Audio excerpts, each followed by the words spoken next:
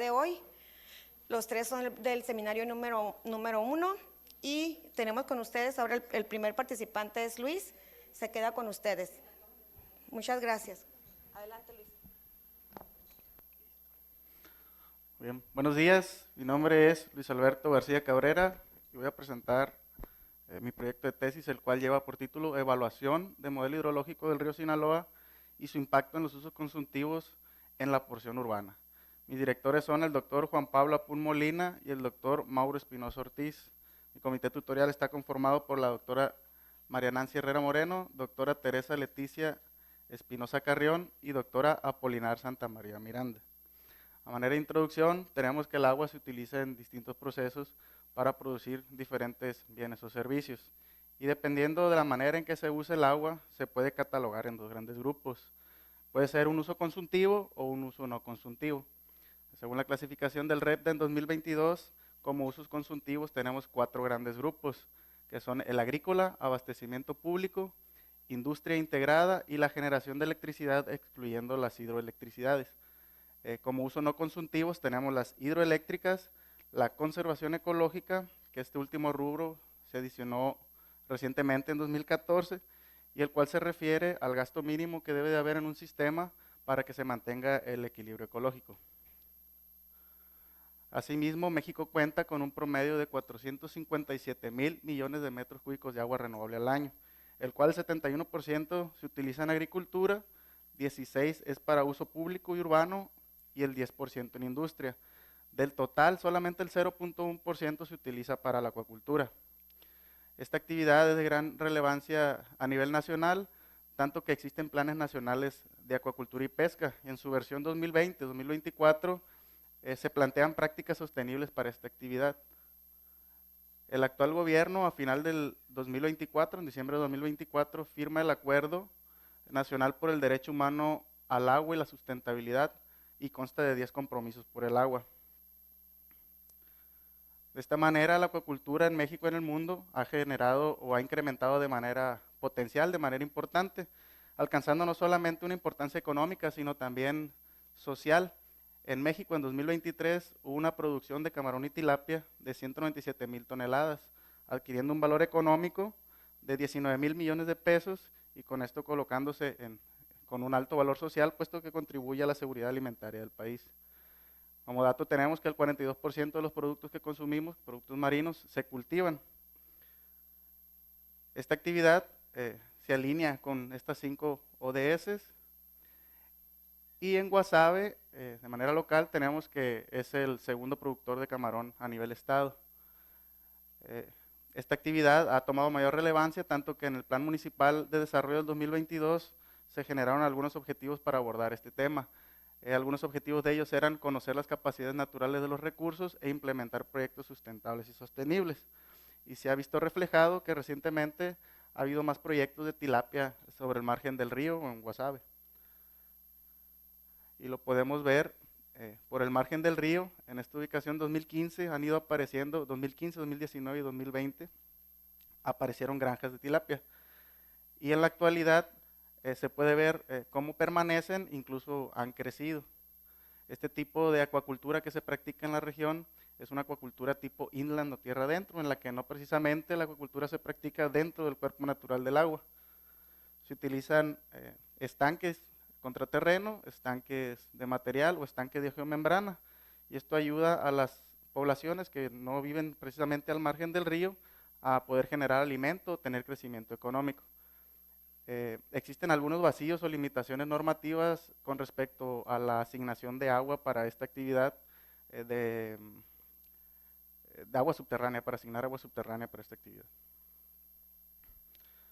De este modo, la acuacultura ha ido evolucionando desde ser una acuacultura tradicional hasta ser una acuacultura más consciente del uso del recurso hídrico, y ha desarrollado algunas técnicas, las más comunes, ya todos conocemos, son el sistema de recirculación, donde se recircula el agua y se filtra y se vuelve a utilizar dentro del sistema.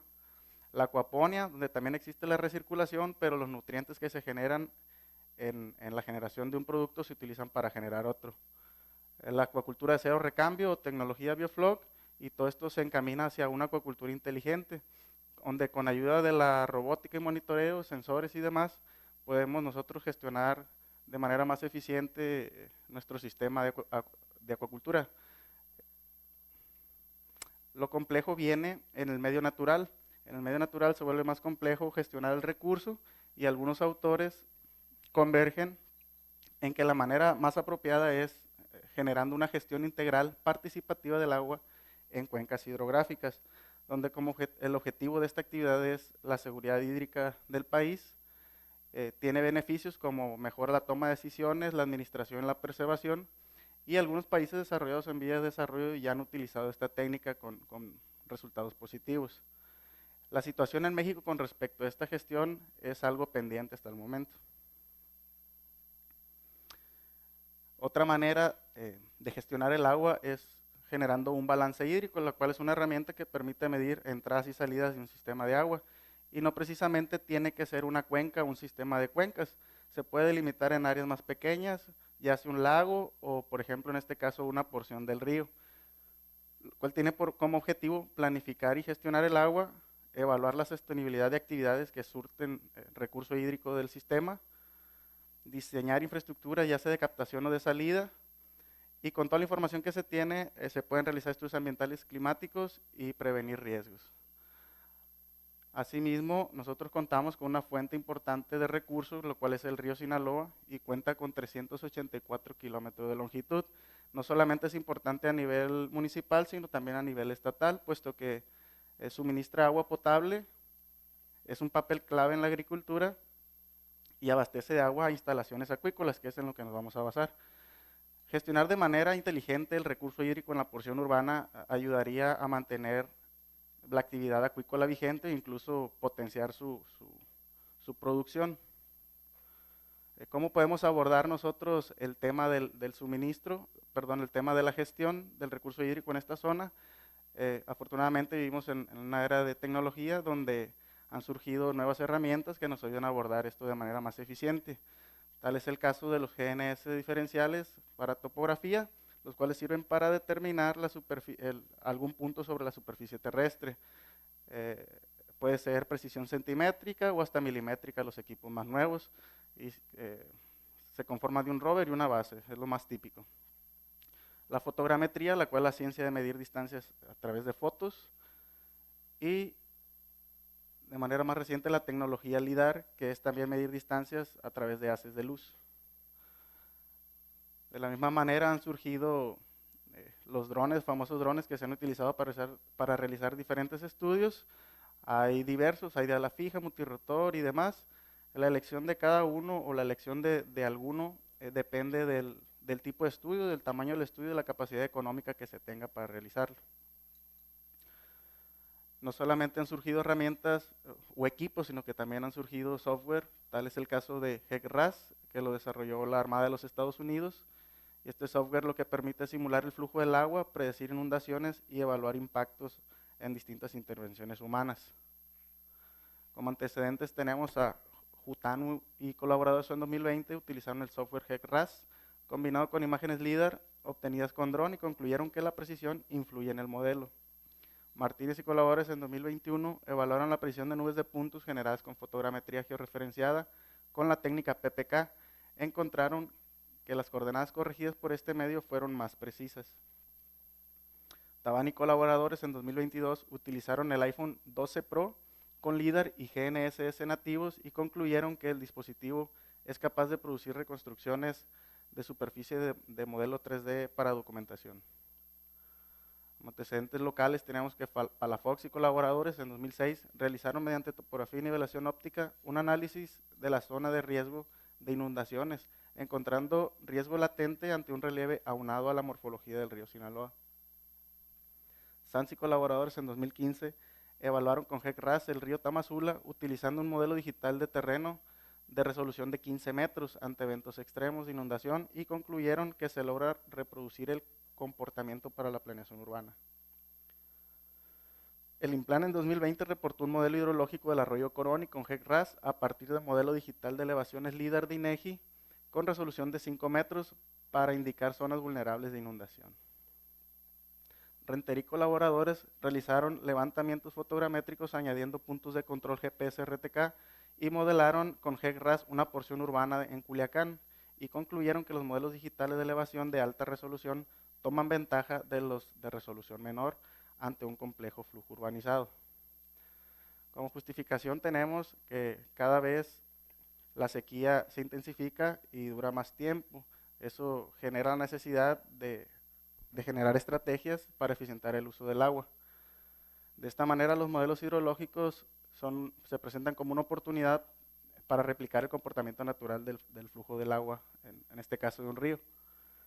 Y el crecimiento de la acuacultura en la región ha favorecido ciertamente el crecimiento económico, pero de igual manera solicita o aumenta la demanda del recurso hídrico, lo que pone en tela de juicio la sostenibilidad de la actividad. Todas estas técnicas pueden apoyarnos a la toma de decisiones abocadas hacia una sostenibilidad con respecto a la actividad acuícola. Como hipótesis tenemos que si se incrementa la precisión de los datos hidrológicos de usos consultivos del agua y topográficos, entonces mostrará un efecto significativo y positivo en la capacidad predictiva y en la fiabilidad del modelo hidrológico del río Sinaloa. Como objetivo general, tenemos analizar los usos consultivos del agua del río Sinaloa mediante un modelo hidrológico para promover actividades productivas sustentables. Para lograrlo, tenemos objetivos específicos. 1. Identificar y cuantificar los usos consultivos actuales del agua y obtener datos históricos del río Sinaloa como caudal máximo, punto de control, eventos climatológicos y sus efectos. 2. Determinar la geometría y variables hidrológicas del río Sinaloa en la porción urbana con fotogrametría y GNSS diferencial. 3. Generar y calibrar el modelo hidrológico a partir de puntos de control y patrones de flujo del río Sinaloa utilizando el software GEC-RAS. Y 4. Proponer estrategias de gestión del agua basadas en los resultados del modelo hidrológico para mejorar la sostenibilidad. Metodología para alcanzar el objetivo número 1. Se han identificado puntos de control, son pertenecientes a la CONAGUA y se georreferenciaron con GNS diferencial. Se revisa la literatura y autores académicos y búsquedas de eventos extraordinarios con el Servicio Meteorológico Nacional, tales como el huracán Isis en 1998 y la tormenta Iliana en 2024. Y se comparan los niveles del agua con la regla perteneciente a Conagua. De igual manera se va a verificar si el río es influente o efluente, quiere decir que si cede agua al acuífero o si recibe agua del acuífero, respectivamente, ¿no? Para el objetivo número 2, el primer paso es colocar una estación base georreferenciada a la red nacional de INEGI. Para ello, el Departamento de Agricultura proporcionó una antena triple banda y una tarjeta Septentrio modelo Mosaic X5 y se encapsuló para ponerse al intemperismo y con una conexión a internet para tener correcciones en tiempo real a un radio de 35 kilómetros. Y la antena se puso a transmitir vía Entrip en manera de corso. Se va a enviar las observaciones a un sistema de referencia espacial de Canadá y después del procesamiento canadiense se van a considerar las deformaciones con respecto del tiempo. ¿Por qué? Porque el sistema canadiense arroja un ITRF 2020 que es el marco de referencia época 2025. Sin embargo, el marco de referencia oficial mexicano es un ITRF 08 época 2010. ¿Cómo vamos a generar eso? Con el software ITRF 08 PR del INEGI, el cual funciona con esta matriz. Rápidamente, la coordenada que tenemos nosotros en la época 2025 se le van a restar las deformaciones con respecto del tiempo según el modelo de deformación vigente y además se le van a restar los desplazamientos episódicos. Se van a generar datos RINEX en nuestra base para georreferenciarnos a la red nacional de INEGI. Nuestra base Septentrio GB2025, que fue el nombre que le pusimos, va a estar grabando datos RINEX en todo momento y en sitio se van a grabar datos RINEX en bancos de INEGI. Y los datos se van a procesar en el software RTCalib. En la búsqueda de marcas geodésicas encontramos dos en buen estado, una en el Burrión y otra en la sindicatura Benito Juárez, en las cuales se grabó simultáneamente sobre las placas y nuestra base fija también estaba grabando en todo momento. El siguiente paso es adquirir imágenes y generación de datos RINEX sobre un dron. Para ello vamos a utilizar el aplicativo de DroneLink, que nos sirve para planificar misiones. Posteriormente vamos a ajustar los parámetros de vuelo, altura, tiempo, velocidad, traslape de fotos, todo lo que nos vaya a servir para nuestra fotogrametría.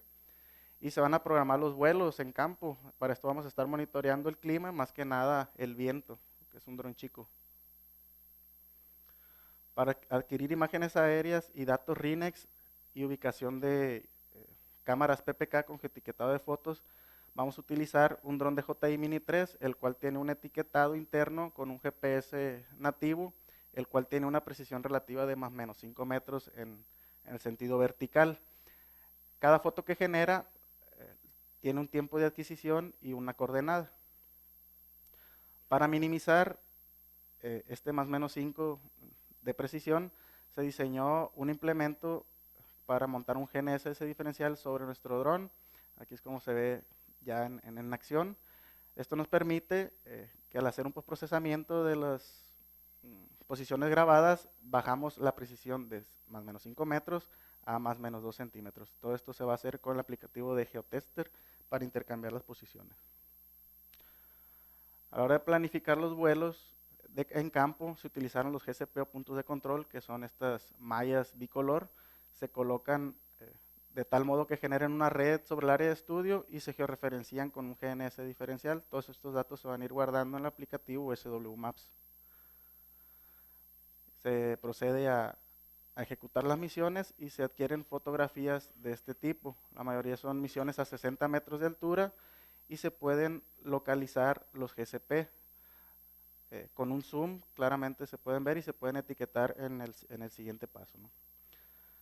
Se va a obtener la topografía circundante al área de estudio mediante recorridos en vehículos como si fuera un rover RTK. Esto funciona con un GPS montado en vehículo que recibe señal satelital y a su vez en tierra tenemos nuestra estación base, de la cual envía correcciones en tiempo real, bajando la precisión de metros a centímetros. Todos estos levantamientos se van a ir guardando de manera de ruta. Aquí por la escala aparece ruta, pero en realidad es un punto a cada metro de distancia. Posterior a ello se va a realizar un escaneo LIDAR en zonas complicadas de vuelo, donde no se alcanzó a tomar fotos con el dron, más que nada en la parte baja de la vegetación. Esto para completar la información sobre el terreno, ¿no? Se va a utilizar un iPhone 15 Pro con LIDAR. El siguiente paso, ya teniendo todo nuestro levantamiento de campo, es en el software Agisoft Metashape para hacer el procesamiento fotogramétrico. El flujo de trabajo es el siguiente. Se insertan las imágenes y se hace la orientación de ellas. En este punto, todos nuestros GCP que aparezcan en cada imagen, vamos a agregarle la coordenada que guardamos de ella. Se va a generar una nube de puntos alineado y posteriormente una nube de puntos densa. En este punto vamos a eliminar todo lo que no sea terreno, construcciones y demás, y posterior a ello se generaría el modelo digital de elevaciones. Teniendo nuestro modelo digital de elevaciones, lo podemos introducir a nuestro software de HEC-RAS, el cual se le va a adicionar los coeficientes de Manning, coeficiente de rugosidad, y se va a configurar los River Network, River Banks, Flow Paths y Cross Section, que es el eje del río, el hombro del río y hasta dónde voy a permitir que el río salga, y los cortes de sección o los cross section, ¿no? Después de ello vamos a hacer una corrida en 1D y vamos a ir analizando la calibración del modelo. Para ello vamos a utilizar lo que se encuentra en la literatura sobre las relaciones gasto-elevación y se va a iterar de tal manera que el modelo, hasta el punto que el modelo se comporte como la realidad. El objetivo número 4, que es proponer estrategias, se puede proponer cambio de sección transversal del río Sinaloa, todo esto dependiendo de cómo responde el modelo.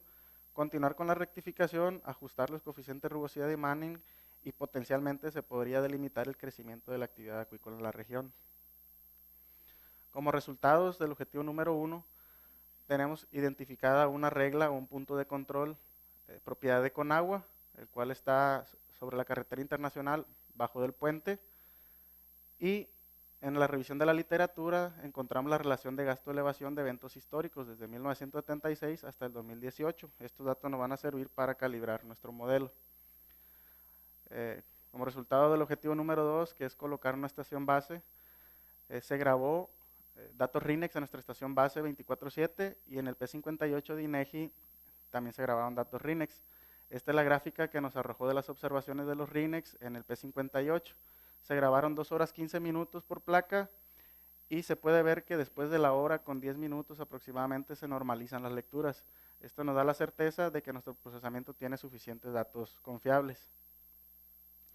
Con respecto al P58 nos arroja que nuestra estación base tiene esta coordenada. Con respecto al sistema canadiense, se le enviaron observaciones de prácticamente 24 horas y el sistema nos arrojó una posición de nuestra base que es la siguiente. Nosotros hicimos de manera local con placas de INEGI 2 placas y un sistema internacional y tomamos un promedio. Aquí se ve algo alejado, pero prácticamente tenemos una escala de 2 centímetros, ¿no? Cada recuadro son 2 centímetros, prácticamente todas nuestras variaciones están en 2 centímetros, es poco, ¿no? Entonces tomamos el promedio y nuestra coordenada fue esta y se la agregamos a nuestra base que se llama GB25. Todo nuestro trabajo va a estar georreferenciado a esta base y esta base está georreferenciada de manera correcta a la Red Nacional Geodésica Pasiva de INEGI. Estoy en el segundo semestre, este es mi primer seminario y eso es todo por mi parte, gracias.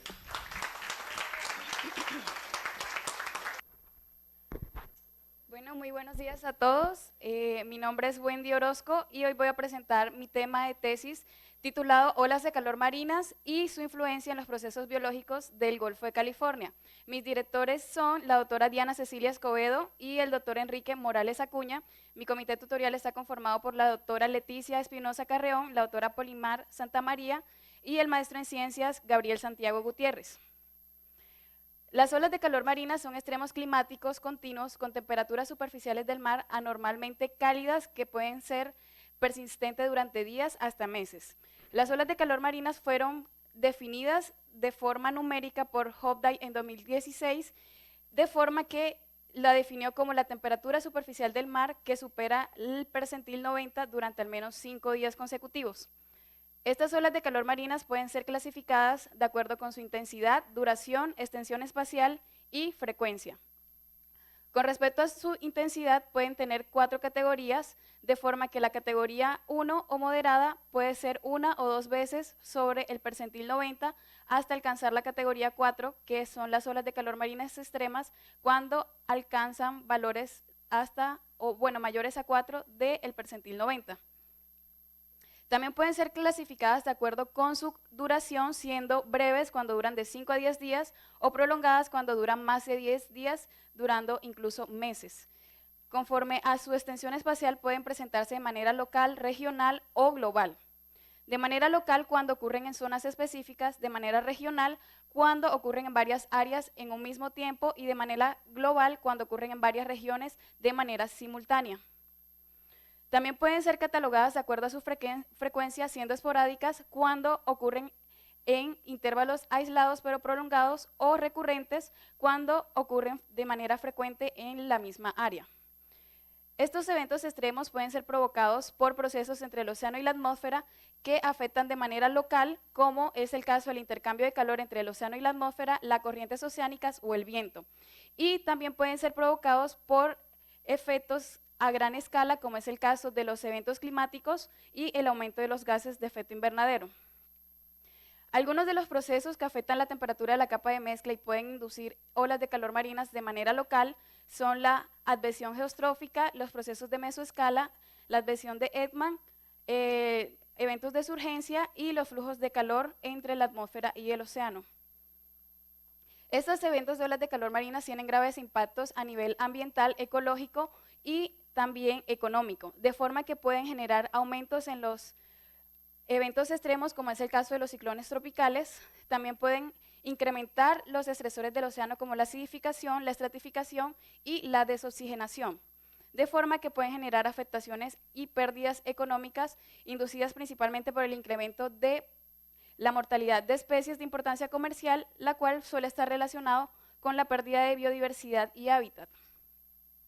Hablando específicamente del efecto que tienen las olas de calor marinas sobre los organismos marinos, tenemos que inicialmente este aumento de temperatura extremo puede generar cambios en la calidad del plancton, desde la composición por especies que son más tolerantes a los aumentos de temperaturas hasta una disminución en la biomasa. Este cambio de especies suelen generar floraciones algales nocivas, como es en el caso de los dinoflagelados y las cianobacterias.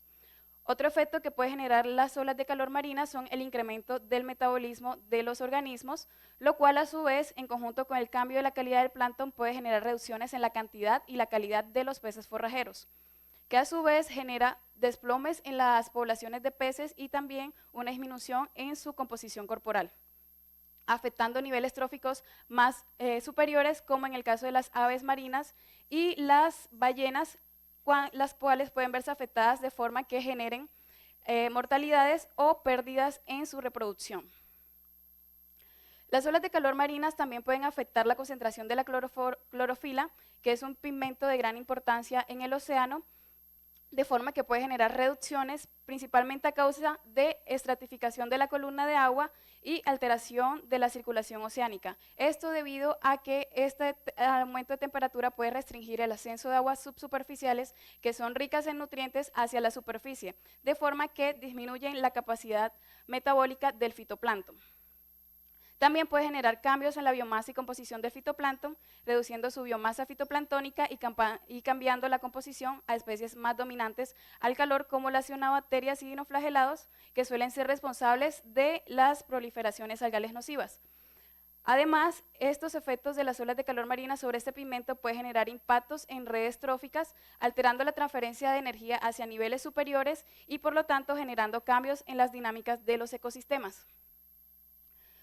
Otro componente importante dentro del océano es el carbono orgánico particulado, ya que este tiene un papel importante en el transporte de carbono a causa de la bomba biológica. Este carbono orgánico particulado puede variar ya sea por variables físicas, como sería el caso de la temperatura superficial del mar, o biológicas, como en el caso del fitoplancton, de forma que este puede verse afectado por estos eventos extremos de aumento de temperatura.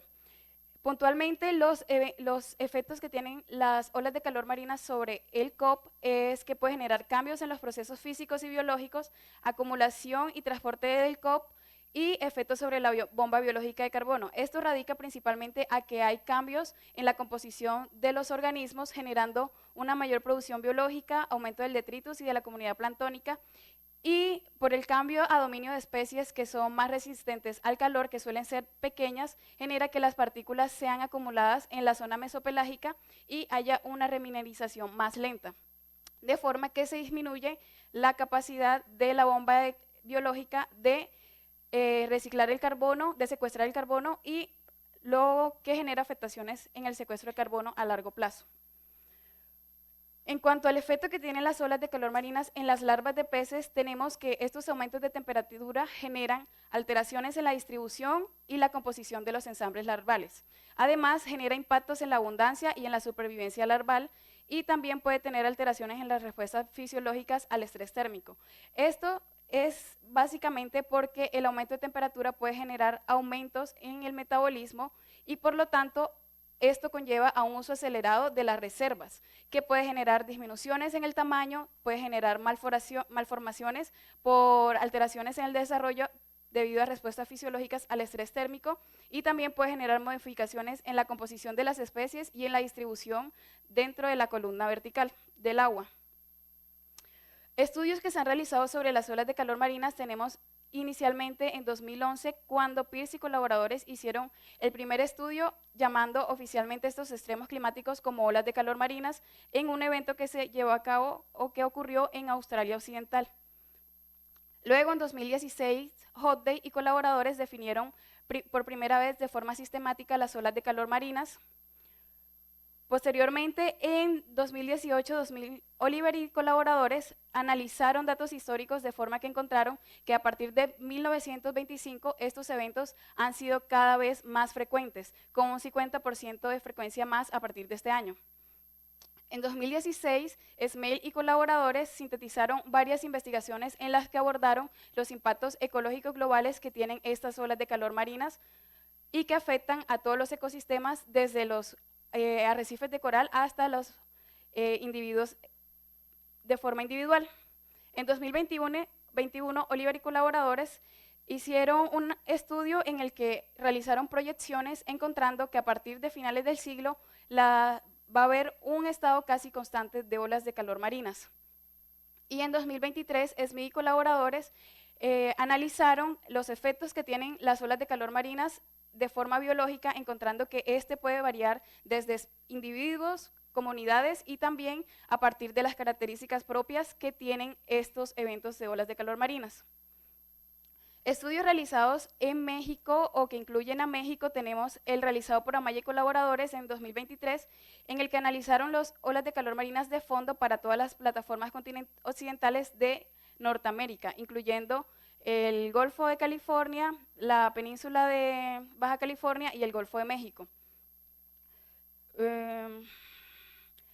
Ya estudios realizados puntualmente en México tenemos únicamente el de FEN y colaboradores en 2023, en el que analizaron para el Golfo de México las olas de calor marinas, encontrando que son más frecuentes, intensas y duraderas desde 1980. Y para la región sur de la corriente California, Morales Acuñas y colaboradores en el Congreso Climático de 2024 presentaron un análisis de las olas de calor marinas en esta región.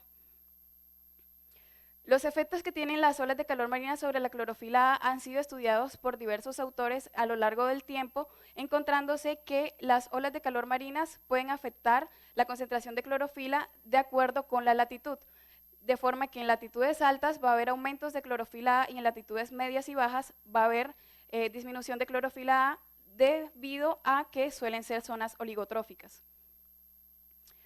Con respecto a los estudios realizados sobre olas de calor marinas y larvas de peces, tenemos inicialmente el de Leal y Espinosa en 2006, que este no fue específicamente de olas de calor marinas, sino de un evento, El Niño, que ocurrió en el 97-98. En Bahía Magdalena encontraron que estos aumentos de temperatura alteraron la abundancia de peces y también ocasionaron un cambio en la distribución de las especies que normalmente habitaban en ese área. En 2016, Yu y colaboradores encontraron que estas olas de calor marinas pueden inducir aumentos en el metabolismo, en la eclosión larval, y también esto conlleva a deformidades y aumentos en la mortalidad de las larvas cuando no se tienen las condiciones óptimas. En 2018, Stuart Smith y colaboradores encontraron también que estas olas de calor marinas generan cambios en la abundancia y la distribución de los peces. Y en 2023, en el Onikawa Institute of Science and Technology, descubrieron que para las larvas del pez payaso, este aumento de temperatura puede generar también aumentos en el metabolismo, generar un desarrollo acelerado y alterar, por lo tanto, la supervivencia y la distribución de la especie. Con respecto a lo ya mencionado, y de acuerdo con que en los últimos 40 años las olas de calor marinas han sido un 50% más frecuentes, intensas y prolongadas, y que pueden generar graves impactos ambientales y socioeconómicos, como caídas en los niveles de clorofila, alteración en la presencia y desove de especies de peces, incluyendo varias especies de importancia comercial, y por lo tanto ocasionando impactos en la economía pesquera. Y teniendo en cuenta también que pese a todo este aumento de estos eventos y los graves impactos que genera, aún siguen siendo limitados los estudios en algunas zonas de gran importancia comercial, como es el caso del Golfo de California, en donde el cual se caracteriza por tener una alta biodiversidad y una alta productividad y ser el hábitat de especies endémicas y en peligro de extinción. Además, para la cual también ya se han realizado estudios en el que se ha reportado que en los últimos 38 años ha habido un aumento en la temperatura superficial del mar y que además sus pesquerías son altamente sensibles a las fluctuaciones de temperatura. Por lo tanto, es relevante realizar el análisis de la frecuencia, intensidad y duración de las olas de calor marinas dentro del Golfo de California, así como la respuesta biológica a estos eventos, de forma que genere herramientas para la creación de estrategias de mitigación y adaptación para la protección de ecosistemas, comunidades humanas y las comunidades humanas dependientes de estas. A partir de lo anterior, se generan las siguientes preguntas de investigación. ¿Cuál es la variabilidad espacial y temporal de las olas de calor marinas en el Golfo de California? la siguiente: ¿cómo influyen las olas de calor marinas en los procesos biológicos del Golfo de California medidos a través de concentración de clorofila A, la relación entre el carbono orgánico particulado y la presencia de larvas de peces de importancia comercial? ¿Y qué estrategias de adaptabilidad, mitigación pueden implementarse para reducir los impactos de estos eventos extremos en las especies marinas, pesquerías y comunidades costeras del Golfo de California? A partir de esto se generan los siguientes objetivos. El general es estimar las influencias de estas olas de calor marinas en los procesos biológicos del Golfo de California. El primer objetivo específico es determinar la variabilidad espacial y temporal de las olas de calor marinas en el Golfo de California desde el enero del 82 hasta diciembre de 2024. El segundo es determinar el efecto de las olas de calor marinas sobre la concentración de clorofila, COP y abundancia y distribución de larvas de peces en el Golfo de California. Y 3, proponer estrategias de adaptabilidad, mitigación y protección de especies marinas de importancia comercial ante los efectos de las olas de calor marinas en la región sur del Golfo de California. A partir de estos objetivos se generan las siguientes hipótesis, la cual la primera es que la variabilidad espacial y temporal de las olas de calor marinas en el Golfo de California dependen de las características hidrográficas, batimétricas y los patrones de viento de la zona, además de eventos de variabilidad climática, de tal manera que serán al menos 50% más intensas en las zonas donde la plataforma continental es más somera, es decir, en las costas orientales, mientras que en las zonas oceánicas el efecto será menor. La segunda hipótesis es que las olas de calor marinas más intensas en el Golfo de California provocarán una reducción significativa de hasta el 40% en las concentraciones de clorofila y carbono orgánico particulado en las zonas costeras orientales del Golfo, y además alterarán la composición de la comunidad de larvas de peces de interés comercial. El área de estudio, como ya sabemos, es el Golfo de California. Este es un sistema marino semicerrado que se caracteriza por tener una alta variabilidad estacional de temperatura, con temperaturas de 10 grados aproximadamente, mayores a 10 grados aproximadamente en invierno y mayores a 32 grados en verano. Además, se caracteriza por tener cambios de circulación ciclónica en verano, anticiclónica en invierno, lo cual tiene afectaciones en su distribución térmica y biológica. Para llevar a cabo el objetivo 1, se realizó la siguiente metodología, la cual se realizó por la identificación de patrones de variabilidad espacial y temporal. Para esto se obtuvieron datos hostia de temperatura superficial del mar L4 desde el 1982 hasta 2024. Posteriormente se realizó un preprocesamiento en el que se recortó el área de interés y a partir de esto se calculó la distribución espacial y temporal de la temperatura superficial del mar en el Golfo de California, obteniendo la climatología de la temperatura superficial del mar para este mismo periodo. Posteriormente, para el mismo recorte del área, se calculó la mediana espacial del área para posteriormente realizar la aplicación de un código de detección de olas de calor marinas desarrollado por SAO y Marín en 2019, el cual nos otorgó los siguientes datos. Las tablas con los eventos de olas de calor marinas con las características de duración, intensidad, ubicación y categoría.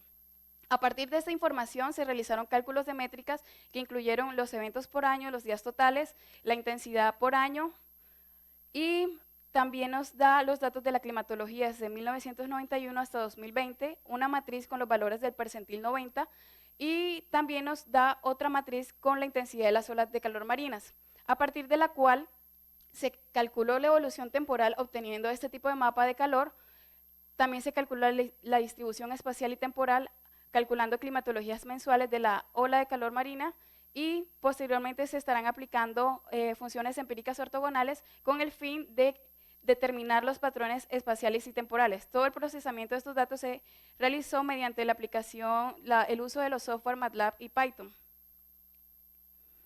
Para la evaluación de la respuesta biológica ante las olas de calor marinas, se estarán empleando datos de larvas de peces obtenidas de 5 cruceros que fueron realizados en 47 estaciones ubicadas en el sur y el centro del Golfo de California en el invierno del 2005 y 2006 y la primavera y verano del 2005. Estos datos fueron compartidos por el doctor Raimundo Avendaño del CICIMAR, del Politécnico Nacional, y contienen los datos de familia, taxas, nombre común, abundancia, fecha, hora y coordenada. A partir de estos datos y haciendo uso de las tablas de datos de eventos obtenida en el objetivo anterior, se realizará una extracción de los datos de intensidad de las olas de calor marinas para la misma fecha y ubicación en la que se realizaron los cruceros, de forma que posteriormente se conformarán una matriz con las variables físicas y biológicas y otra matriz con la abundancia de las larvas, para posteriormente aplicar un análisis de correlación canónica que nos otorgará la relación entre los grupos de variable por zona y nos estará dando un tipo de gráfico de esta forma. Para el tercer objetivo, las estrategias de mitigación, adaptación y protección de especies, a partir de los resultados obtenidos en los objetivos anteriores, se realizará un análisis y una revisión de planes de gestión existentes con el fin de realizar propuestas de acciones de mitigación, adaptación y protección general. Por el momento también se está contribuyendo al Plan Estatal de Acción Climática para la Pesca y Acuacultura del Estado de Sinaloa. Como resultados preliminares, aquí estoy mostrando la distribución espacial y temporal de la temperatura superficial del mar, de forma que en la figura 2 observamos el promedio mensual de la temperatura superficial del mar en el Golfo de California, teniendo que los valores amarillos son las temperaturas más bajas y los valores más oscuros son las temperaturas más altas. De forma que en este gráfico estamos viendo cada mes el promedio de la temperatura superficial del mar. Aquí lo que observamos es una clara estacionalidad en donde los meses correspondientes a invierno, de diciembre a febrero, observamos las temperaturas más bajas. Posteriormente, en julio, agosto, septiembre, correspondiente al verano, observamos las temperaturas más altas entre unos 28 y 32 grados Celsius aproximadamente. En esta otra figura observamos la climatología mensual de la temperatura superficial del mar. Esta es la climatología, el azul, y también observamos esta serie de tiempo con los valores correspondientes al percentil 90. Esta gráfica nos está indicando los máximos y mínimos de temperatura, observándose que los máximos de temperatura corresponden, al igual que en la gráfica anterior, para los meses de verano y otoño, y los menores corresponden para los meses de inviernos. Además, observamos en el caso de invierno que hay una mayor variabilidad de los datos.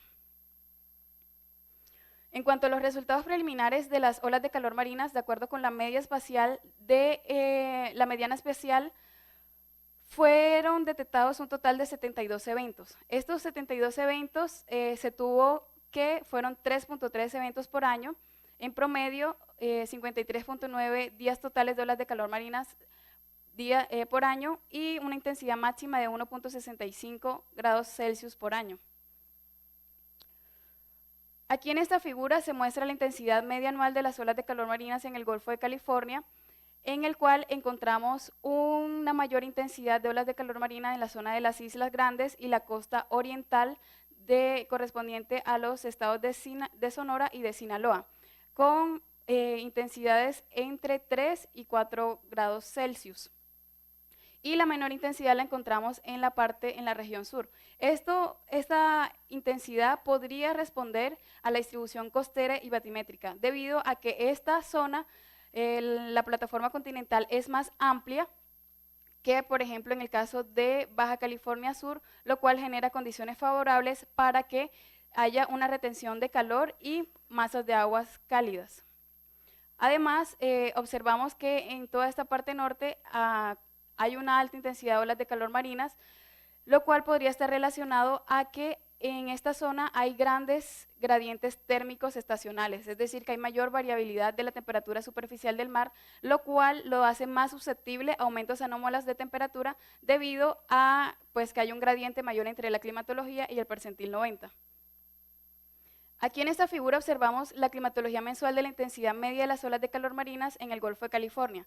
Aquí estamos observando la intensidad promedio de estas olas de calor marinas en cada mes del año, calculado en base a la climatología, encontrándose también nuevamente un patrón espacial que responde también a las características propias de la temperatura superficial del mar, en donde las olas de calor marinas más intensas las encontramos en los meses correspondientes a diciembre, enero y febrero, hasta aproximadamente mayo, los meses correspondientes a invierno y primavera. Y también observamos nuevamente que las mayores intensidades se encuentran en la zona de las Islas Grandes y el centro del Golfo de California. Posteriormente, en los siguientes meses de verano y otoño, observamos una disminución en la intensidad, pero que se mantienen persistentes estas olas de calor marinas.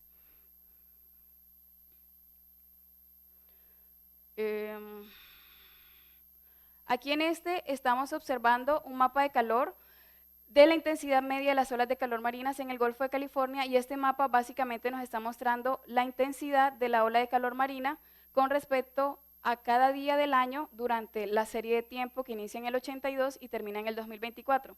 Aquí observamos que años como el 83, el 93, el 97, 98 y de 2014 a 2024 se observaron olas de calor marinas bastante intensas con casi todos los días del año con presencia o ocurrencia de estos eventos.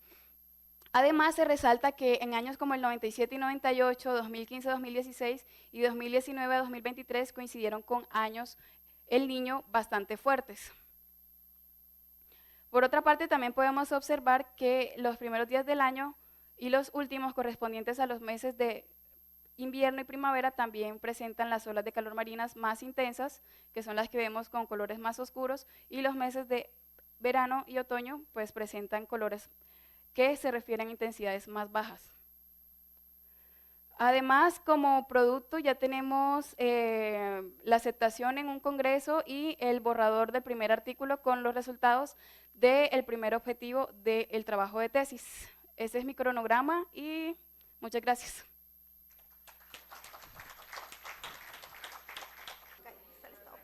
Bueno, vamos a darle la voz a su compañero, es el último seminario de esta sesión. Adelante, Luis.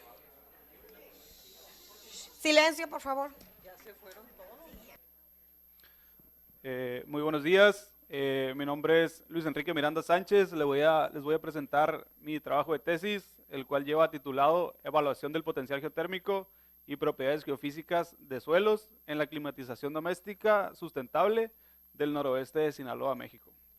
Como directores de mi trabajo de tesis se encuentran el doctor Mariano Norzagaray Campos, el doctor Omar Llanes Cárdenas, y como parte de mi comité se encuentra la doctora Luz Arcelia García Serrano, el doctor Juan Pablo Pun Molina y el doctor Eusebio Nava Pérez. A manera de introducción, tenemos que las energías renovables en los últimos años se han convertido en la forma más viable para poder impulsar el desarrollo tanto económico y sustentable para el planeta. Asimismo, para poder reducir el uso de los combustibles fósiles, los cuales provocan problemas en el cambio climático, así como emisiones en los gases de efecto invernadero y el crecimiento demográfico, así como la contaminación del aire y el agua y el agotamiento de estos mismos recursos. Para tipos de energías contamos con energía geotérmica, hidráulica, eólica, solar y marina. Se dice que la hora de las energías verdes y amigables con el medio ambiente ha llegado. De la energía de la cual yo les estaré hablando es la energía geotérmica, la cual es el calor que se encuentra en el subsuelo de la Tierra, la cual puede ser utilizada para convertirla en calefacción, refrigeración o asimismo energía eléctrica. Este calor proviene de las corrientes telúricas que se encuentran en el manto, la litosfera, así como la discontinuidad de Gutenberg. Los principales países que cuentan con este recurso energético de geotermia son Estados Unidos, Indonesia, Filipinas, en el cual también se encuentra México. Para hablarles un poco de la energía geotérmica en México, se tienen 4 plantas identificadas en el país, que son Cerro Prieto en Baja California, Tres Vírgenes en Baja California Sur, Los Azufres en Michoacán y Los Húmeros en Puebla. Cabe destacar que Cerro Prieto en Baja California le da luz eléctrica a ciudades cercanas como lo son Mexicali y Tijuana, y Los Azufres en Michoacán también le brindan la mayor parte de energía eléctrica a Morelia, siendo la mayor parte del consumo eléctrico de esta energía geotérmica. La geotermia en México representa del 1.5 al 2% de electricidad generada en México. Estas plantas cuentan con pozos desde desde los 1000 metros hasta los 3000 metros, los cuales generan este calor que genera la energía eléctrica. México, en los últimos 45 años, es un pionero en América Latina de esta energía. Para hablarles un poco de esto mismo, México se encuentra en la cuarta posición, teniendo 958 kilowatts por día, los cuales se destinan directamente a la red eléctrica nacional para ser utilizados. Igual, esta energía geotérmica que se encuentra en las plantas genera ciertas problemáticas, de las cuales les estaré hablando enseguida. Estas plantas geotérmicas tienen un costo elevado inicial que oscila entre los 4 a 6 millones para poderlas operar y ser utilizada esta energía. Aparte, cuenta con diferentes problemáticas al momento de no puede ser utilizada a grandes distancias. Como les explicaba en la situación del ejemplo de Cerro Prieto en Baja California, solamente le puede dar luz eléctrica a ciudades que estén a corta distancia. No puede ser trasladada a grandes distancias en kilómetros, ya que esta energía, por su factor de conversión energética, pierde esa fuerza. Así como la energía que a nosotros nos llega a nuestras casas, de que vienen 110 volts o 220, pasa por un proceso largo para poder llegar hasta nuestro domicilio. La energía geotérmica, para poder ser, o cómo se extrae, es cavar un pozo alrededor de los 1000 a los 3000 metros, y es un calor que se saca a través de una turbina y se convierte en energía eléctrica. Para hablarles un poco de las 3 presentaciones que tiene la geotermia, les explico en esta imagen, la cual la encontramos en energía geotérmica de baja entalpía, la cual está o se presenta en menos de 30 grados centígrados hacia abajo, como lo podemos ver en este gráfico, que es la temperatura a situación de su profundidad, sin importar cuál sea la estación del año. Alrededor de entre los 10 a 15 metros genera una estabilidad de temperatura.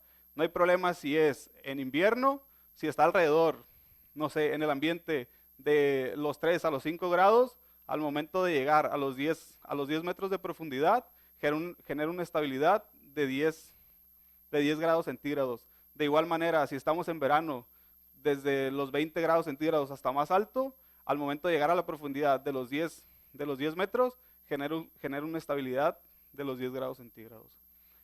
Contamos también con la geotermia de media entalpía, que oscila de los 30 a los 100 grados centígrados, los cuales, como ejemplo, les podría poner que son las aguas termales, que ese es un ejemplo de las aguas termales con las que contamos aquí en Sinaloa, que esta es la locación se encuentra en Choice.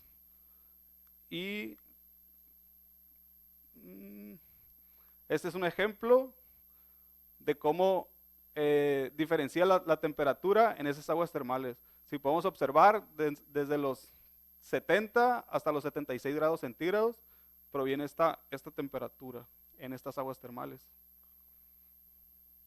Este es un pequeño ejemplo de la toma de muestra y cómo se puede observar. No sé si alcanzan a observar cómo sale ese vapor de esa locación. Y como les comentaba anteriormente, la geotermia de alta entalpía, la cual es de los 150 grados hacia arriba y la cual la obtenemos en las plantas geotérmicas. En la geotermia en la cual se enfocará este trabajo es en la de baja entalpía, el cual este es el modelo que llevaré a cabo aquí en las instalaciones de CIDIR Sinaloa, la cual es una geotermia de baja entalpía menor a los 30 grados y consiste en aprovechar el calor que tiene el subsuelo.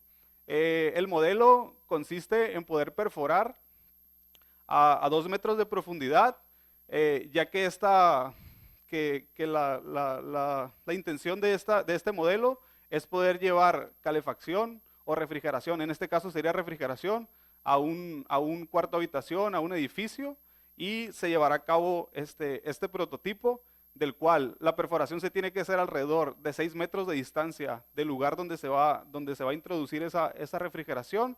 Se tiene que hacer una excavación de 2 metros para poder hacer esa canaleta que lleve este orificio hacia la salida de la habitación, el cual en la parte inicial de la perforación lleva un abanico, el cual introducirá el flujo de aire que se encuentra en el exterior, que por ejemplo aquí lo muestra a 35 grados, y lo va a trasladar por este ducto, en el cual la labor del subsuelo es que se encuentre a alrededor de 10, 15 grados centígrados, y al momento de pasar ese flujo por ese ducto, poder atemperar ese aire que ingresa para poderlo sacar a la casa habitación a una temperatura estable de los 20 a los 24 grados centígrados. Es más que nada la forma en la que se llevaría a cabo este modelo.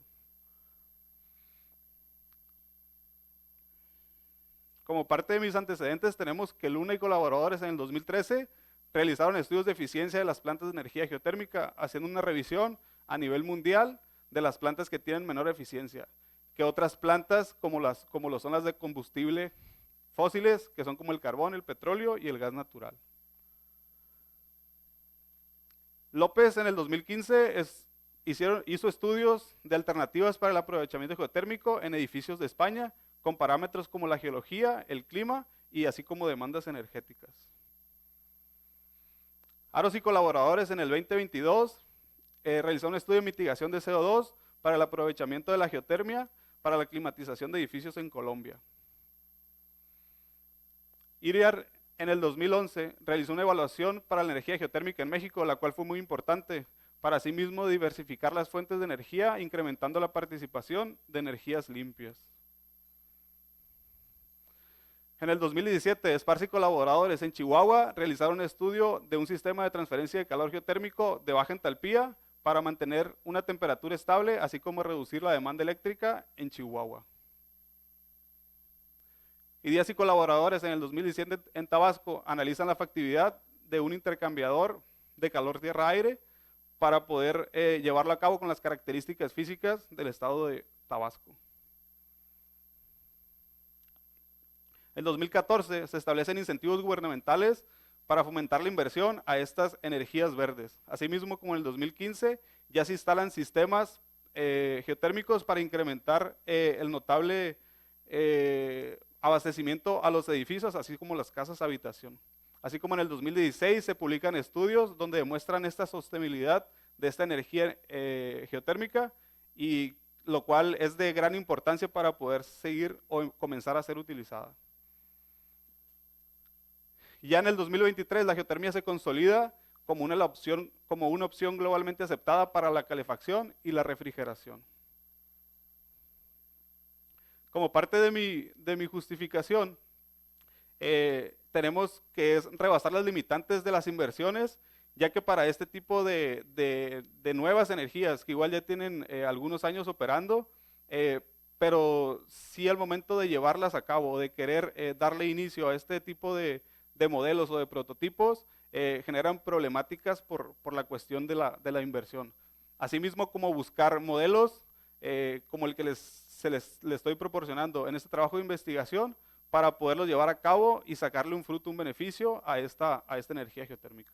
Asimismo, también como contar con profesionales en estos temas que puedan llevar y trasladar toda esta información que es de suma importancia y poderla llevar a cabo y no nomás queden en trabajos que se encuentren en la red. Así como poder también tener la percepción de lo que implica tanto los costos y beneficios al momento de operar este tipo de investigaciones. Perdón.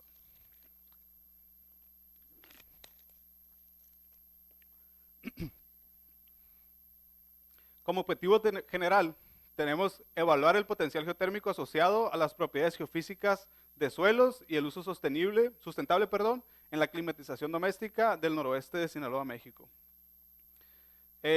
Como objetivos específicos, tenemos 4. los cuales son evaluar el potencial energético, que es la eficiencia del sistema, en casas habitación del noroeste de Sinaloa, integrando la radiación solar, la conversión a corriente alterna y el análisis del suelo. Como objetivo número 2, clasificar y mapear las áreas con potencial geotérmico de temperaturas bajas e intermedias y calcular el factor de conversión energética. Como objetivo 3, realizar las pruebas de viabilidad técnica y económica para determinar la factibilidad de implementar sistemas de climatización doméstica sustentable en el noroeste de Sinaloa. 4, analizar los costos y beneficios del uso de las energías limpias en la climatización doméstica, fundamentándose en la variabilidad del factor de conversión energética en los suelos de la región. Como hipótesis, tenemos que los suelos del noroeste de Sinaloa presentan una variabilidad en la capacidad de absorción de energía térmica solar y son potencialmente aptos para aplicaciones de calefacción y refrigeración pasiva en viviendas rurales. Para aceptar o rechazar la hipótesis y cumplir con el objetivo general y los objetivos específicos, se realizó la siguiente metodología.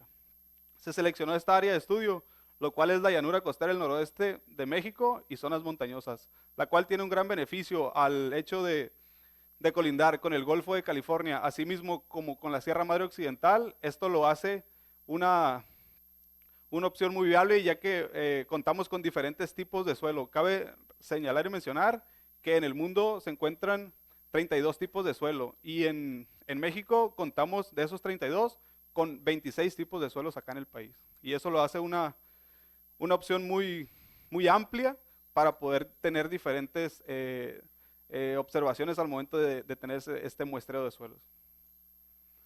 Y en la red de monitoreo tenemos estos puntos señalados para poder llevar a cabo los datos de estas zonas.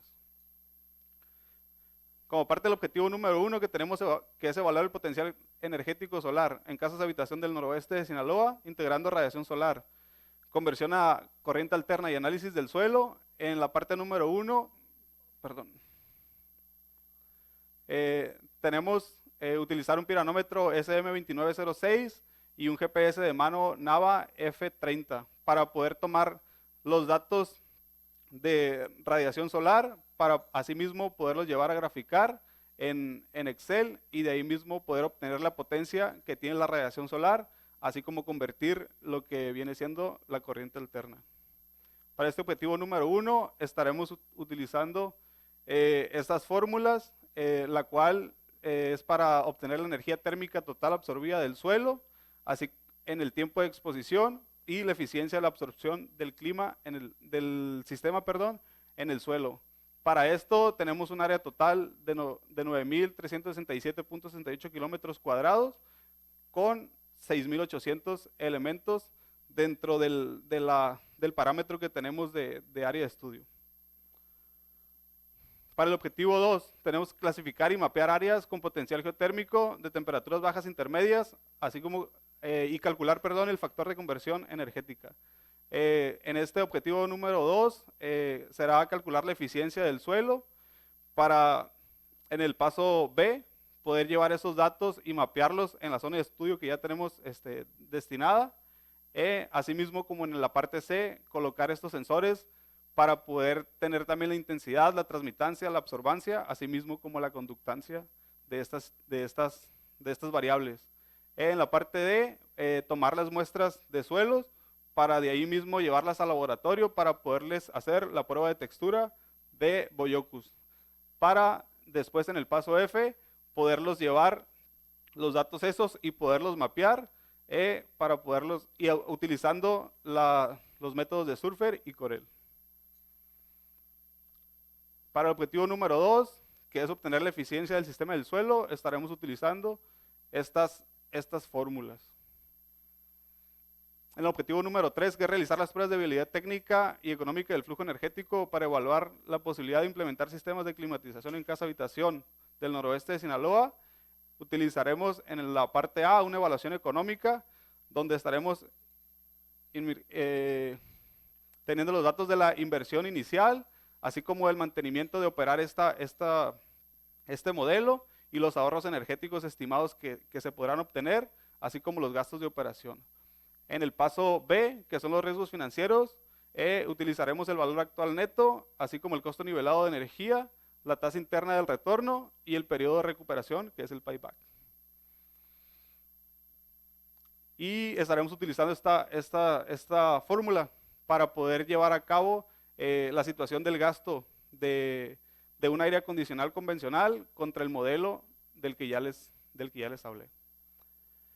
Y en el objetivo 4 es analizar los costos y beneficios del uso de las energías limpias para la climatización doméstica, fundamentándose en la variabilidad del factor de conversión energética de los suelos de la región, en el cual aplicaremos un costo-beneficio, donde estaremos emergiendo en la identificación de los costos y beneficios, así poder calcular el valor actual neto, la cuantificación de los costos y beneficios, para realizar una evaluación de riesgos e incertidumbres y poder llegar a hacer la toma de decisiones para este modelo.